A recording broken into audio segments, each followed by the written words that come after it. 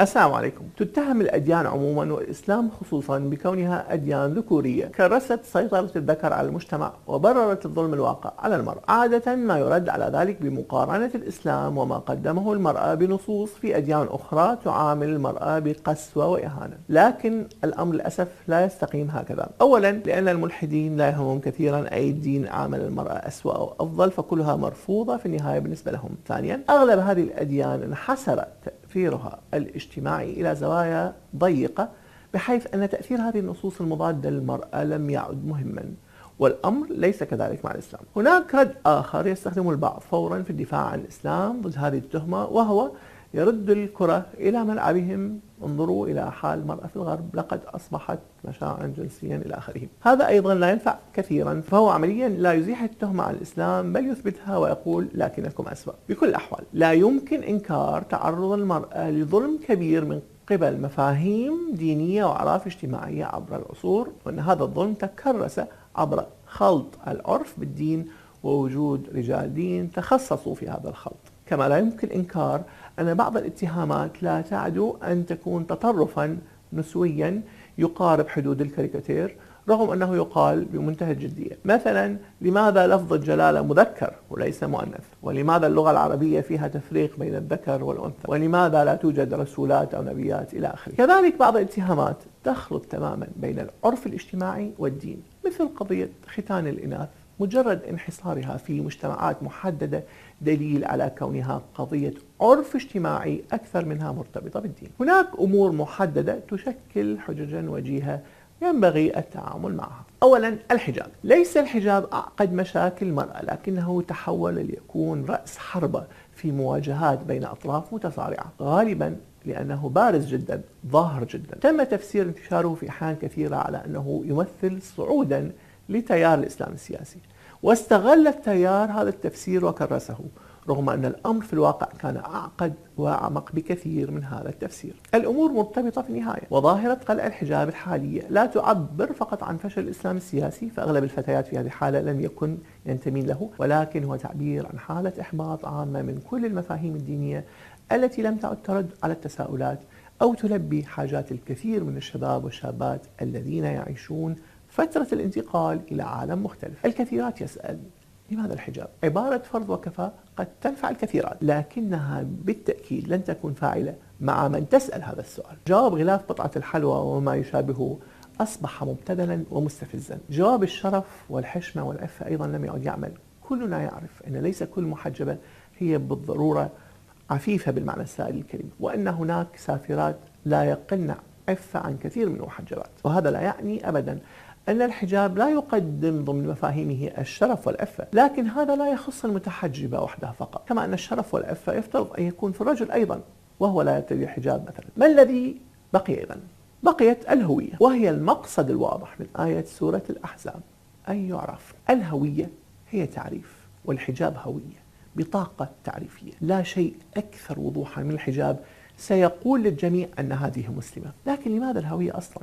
لماذا على المرأة المسلمة أو رجل مسلم إظهار هذه الهوية الشخصية جدا لأي أحد؟ حسنا، الادعاء بأن المظهر غير مهم وأن المهم هو السلوك وما في القلب وإلى آخره، هذا الادعاء للأسف يخالف أول ما يقوله. المظاهر مهمة جدا وكلنا يهتم بها بدرجة أو بأخرى، أو أغلبنا على الأقل. حتى الذين لا يحرصون على مظهرهم هم يعبرون بهذا عن هويتهم بطريقة ما، بكونهم لا يهتمون بالمظاهر. الأشخاص الذين يعتبرون أنفسهم كلاسيكيين سيختارون نمطا من الثياب وألوانا تعبر عن ذلك، بعكس الأشخاص الذين يعتبرون أنفسهم سبورت. أنا مثلا أرتدي شيء مناسب لمهنتي وحركتي وسني وأيضا كرشي. ملابسنا تعبر عن أمر لا يحتاج إلى دليل أو برهان، هو حقيقة معاشة يوميا. إذن هل هناك مشكلة كبيرة فيما لو عبرت ثيابنا عن شيء نؤمن به؟ لماذا يصل الأمر إلى الدين ويكون مستهجنا جدا؟ يمكن اعتبار الأمر كما لو كان دريس كود أو زي موحد. الكثير من المؤسسات المهنية تملك دريس كود عام تحدد فيه بعض الممنوعات أو تحدد المسموح من ناحية تفاصيل اللون أو التصميم، والعاملون في هذه المؤسسات يلتزمون بهذا الكود وهم يقضون فترات قد تصل إلى ثلث يومهم ولا يجدون مشكلة في ذلك. لماذا نجد مشكلة في دريس كود يعبر عن مجموعة قيم حضارية دينية تمثل الإسلام؟ في النهاية الحجاب هو كذلك فعلا دريس كود يعبر عن رؤية حضارية معينة، وبقي لقرون طويلة محتفظا بثوابت، ولكنه كان يأخذ خصوصيته من بيئته. من إندونيسيا إلى المغرب كان هناك أشكال مختلفة منه مناسبة لكل بيئة، ولم نعرف الشكل الموحد من الحجاب إلا مؤخرا ومع بدايات العولمة. لكن أليس هذا يعد تمييزا بين الذكر والأنثى؟ نعم هو كذلك إن شئتم النظر من هذه الزاوية، لكن الحجاب ليس عن هويتها كامرأة، بل عن هويتها كامرأة مسلمة. لماذا على المرأة وحدها أن تدفع ثمن الهوية وأن تقدم ملابسها قربانا على مذبح الهوية، بينما الرجل لم يكلف بذلك؟ هل يمكن تقديم الاعتراض أيضا على كون المرأة هي التي تحبل وتنجب؟ بالنسبة لمن يؤمن بالله التكليفان صدرا للمرأة من مصدر واحد. بالنسبة لمن لا يؤمن فالطبيعة الأم قد اختارت توزيع الأدوار في الحمل والولادة على هذا النحو، وكذلك هو الأمر بالنسبة لمن يؤمن بالله. ببساطة توزيع أدوار، والأمر ليس سهلا، لا الولادة ولا الحجاب. المرأة أخذتهما إضافة إلى أشياء أخرى. الأمر صعب وعلى الجميع أن يقر بذلك ويقدره. خطاب التعالي الفوقي المتداول لا يسهل الأمر بل يزيد النفور منهم. أؤمن بأن الحجاب فرض، وأؤمن أيضا أن هناك فروض أخرى كثيرة على الرجال والنساء، ولكن تركها لا يشكل عاصفة ولا أزمة لأنها غالبا لا تكون ظاهرة. أما الحجاب فهو هوية في ارتدائه، ويعامل خلعه على أنه هوية أيضا لأنه واضح جدا. تبدأ الأمور هكذا: فتاة لم تعد تجد معنى في حجابها ولا الشغف الذي ابتدأت به، والأمر مختلط أيضا بحالات إحباط عامة وفشل إسلاميين تغنوا بالحجاب لعقود، ثم ها هي تترك الحجاب. حفلة النصح الجماعي العلني والإقصاء والغيبة والنميمة والغمز واللمز وحتى الشماتة التي تحدث مع من خلعت الحجاب تقود الأمور تدريجيا من ترك فرض إلى الإلحاد. الأمر يصل أحيانا ليس فقط إلى عدم العودة للحجاب بل إلى ترك الدين كله، وقد حدث هذا فعلا. مجرد مواجهة البشاعة التي تندلق من بعض أشخاص يفترض أنهم متدينون ستجعل هناك رد فعل من الدين كله. ولعل ما يحدث مع من تخلع الحجاب يمكن أن يكون نموذجا لعقلية الإقصاء التي يفكر بها الكثير من المتدينين، والتي تكاد تكون عاملا مساعدا في الإلحاد. ارحموا الناس في أزماتهم، ارحموا حيرتهم وشكهم، ارحموا ضعفهم.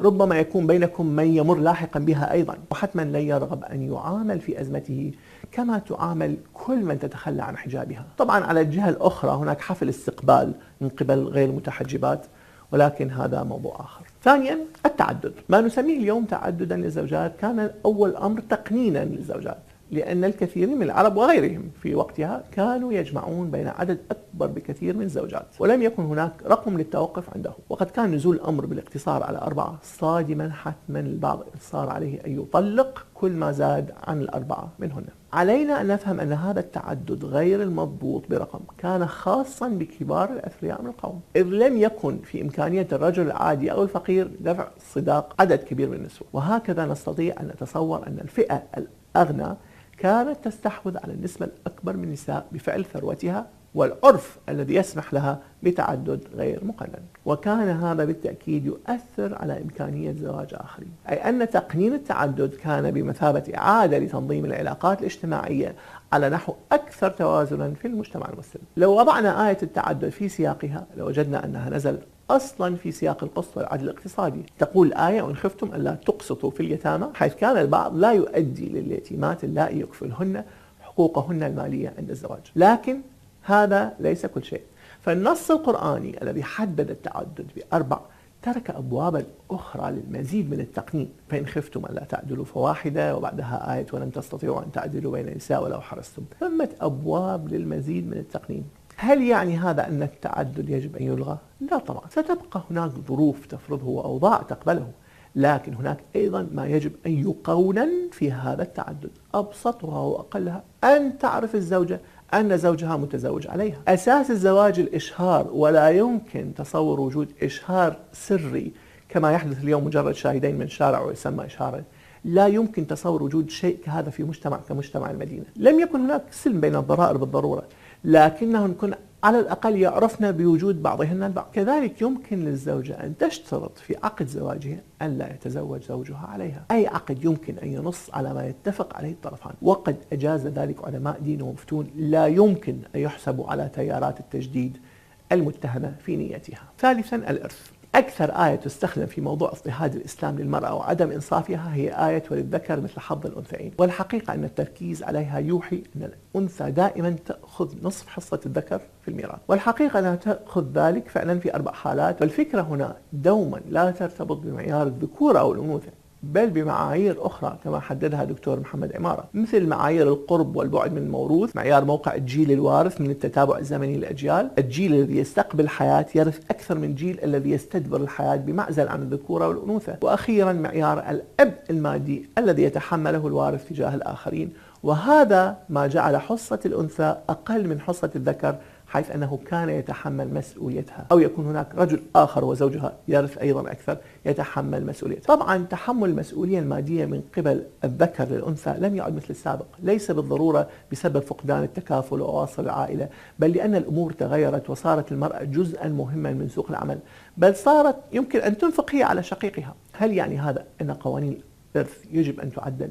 لا، هذا فقط التذكير بأن المواريث لم تنزل لكي تقلل من شأن المرأة، بدليل أنها تأخذ أكثر من رجل في أحيان كثيرة، وأن النصف الذي يبكون عليه شرع ضمن منظومة عوضت المرأة عن هذا النصف. رابعا، موضوع واضربوهن، موضوع ضرب المرأة. تعرف أني كنت أملك مشكلة كبيرة في فهم مغزى وضع الضرب كخيار أخير في التعامل مع نشوز المرأة في الآية المعروفة. أفهم أن يحدث الضرب كواقع، لكن لم أفهم كيف يكون ذلك في القرآن. وعلي أن أعترف أيضا بأن الرد المعتاد من أن الرسول عليه الصلاة والسلام لم يضرب امرأة في حياته لا يكفي لإيماني بهيمنة القرآن على السنة.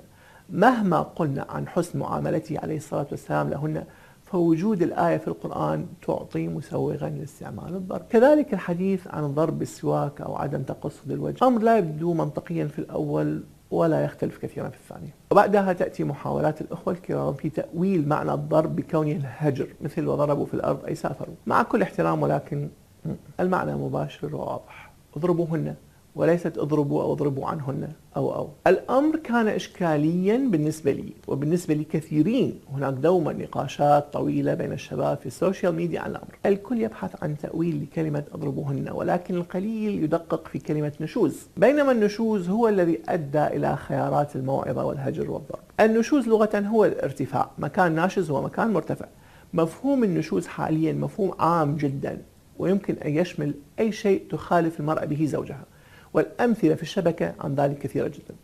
ولكن النظر إلى سياق الآية سيدلنا ربما إلى شيء أكثر تحديدا في معنى النشوز. فالصالحات قانتات حافظات للغيب بما حفظ الله واللاتي تخافون نشوزهن. فالصالحات القانتات حافظات الغيب بما حفظ الله هن مقابل اللاتي تخافون نشوزهن، أي بعبارة أخرى أن اللاتي تخافون نشوزهن لسن حافظات للغيب، غيب أزواجهن. النشوز هنا في هذا السياق هو شبهة خروج من طريق العفة. لا أقول أنها فعلت فاحشة، بل أقول أن الإشارة هنا هي إلى مقتربات ذلك، إلى ما يحدث قبل الفاحشة من أمور تمهد لها يعرفها الجميع ولا داعي للخوض فيها، أي الحديث عن مقدمات خيانة أو شبهة خيانة دون دليل أكيد. فلنكن صريحين، الموعظة والهجر ومن ثم الضرب بهذا التسلسل يبدو الأمر مفهوما جدا.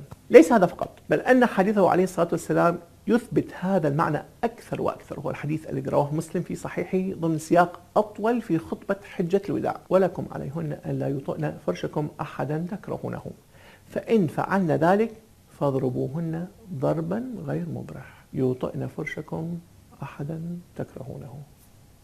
المعنى هنا إدخال رجل غريب إلى منطقة حميمية وخاصة في البيت. والضرب غير المبرح بعد الموعظة والهجر يبدو متسقا جدا مع الآية ومع معنى النشوز كما فهم في هذا السياق، بغض النظر عن الضرب. هنا قد يفضل البعض الانفصال والطلاق مثلا، لكني أصبحت متفهما للأمر، لم أعد أجد نفس المشكلة في معنى الآية واضربوهن. لكني أعلم أن الكثيرات ربما لا يزلن يشعرن بمشكلة هنا وهناك، بعدم اقتناع بهذا الشيء أو ذاك، بثقل هذا الفرض أو صعوبة المحافظة عليه. لا بأس عندما يكون لدينا جزء صغير لم نتقبله ونفهمه من ضمن كل مفهوم، فإن منطق الكل أو لا شيء لا يعد مجديا.